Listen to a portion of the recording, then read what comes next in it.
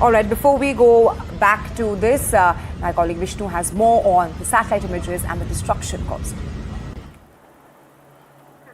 Well, satellite imagery, something that NDTV specializes in interpreting, gives you a real idea of the extent of the damage in parts of Dubai, in other parts of Iran. So we've got this footage, these pictures, I should say, fairly high resolution, extremely broad from a planet. Now, this is a pre-strike image from the 24th of February, right? This is Dubai. As you can see, this is what it looks like. There is no damage at all to any of the areas over here. But if we move to the second image, that's an image from yesterday, the 1st of March.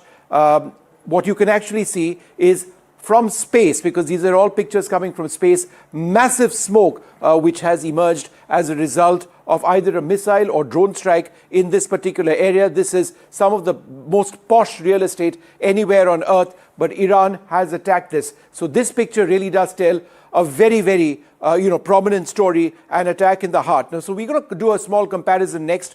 This is what the situation on the 24th of February was. The identical same area pre-strike, no attack over here. But over here, you can see the image with the attack and the smoke emanating from this entire area. We're now going to move to another set of images. These are attacks which America and coalition partners have done against the Iranian naval base in Konark.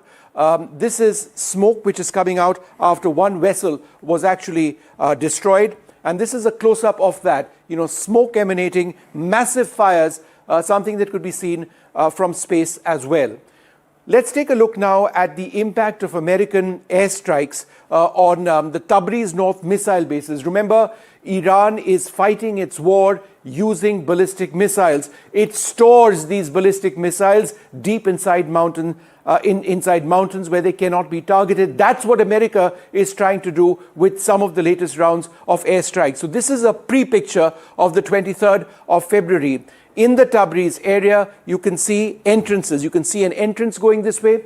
Zoom in with me so that I can point out the entrance, because it's important to explain what it is that we are talking about.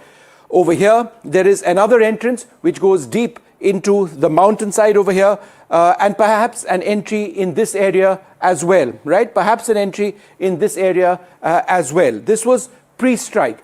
But after the strike, and let's go to the next image, which took place on the 1st of March, this is the same identical area. As you can see, it's all been shut down. All the entry points have been shut down because of the bombing in 1, 2, 3 of the areas. So zoom in once again over here. As you can see, there is no possibility of actual entry. Over here, it's been shut down. It's just a land site, a landfill over here, and second site and the third site. Let's show a comparison of both areas before and after. Before, you can see the entry points, right? And over here, below, it's all been shut. This is one area. Let's go to the next one. And this is also another area of the North Tabriz area. Let's move to the next image. This is a pre-strike image that we can show you. Again, the Tabriz North missile base. There are entry points. There is one entry point over here. There is one entry point over here. And there is one entry point over here. All right? This is pre-strike.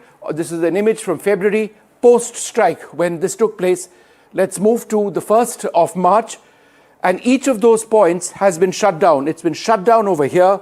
And it's all been entirely shut down. All of these have been shut down. We'll do a before and after split screen to give you an idea of what it was before and what it is after. So on top, you can see the entry points, right? These are the entry points where the missiles were stored. That is now this. It's been completely blocked, as you can see in these images, pre and post-strike images. Gives you an idea of the impact in some areas of the American attacks.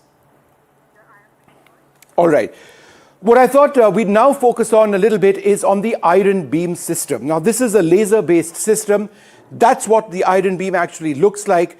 It's designed to intercept, and it has made its first intercepts in this battle against rockets fired by Hezbollah to the south. Lebanon lies to the north of Israel. They've been firing south. They've been firing missiles and rockets, in fact, short-range rockets, south. The Israelis have, for the first time, been deploying the Iron Beam. This is what the Iron Beam looks like. There's a 100 kilowatt laser which is installed. There are 2 over there, which can actually track and attack with great precision. Why is laser-based defenses absolutely critical? Laser-based defenses are the future because, remember, a single surface-to-air missile can cost well over $1 million, but it takes just a few cents to fire one of these lasers. It requires an enormous amount of power, but it is now fairly battle-tested. It's increasingly battle-tested and has been used in combat by the Israelis.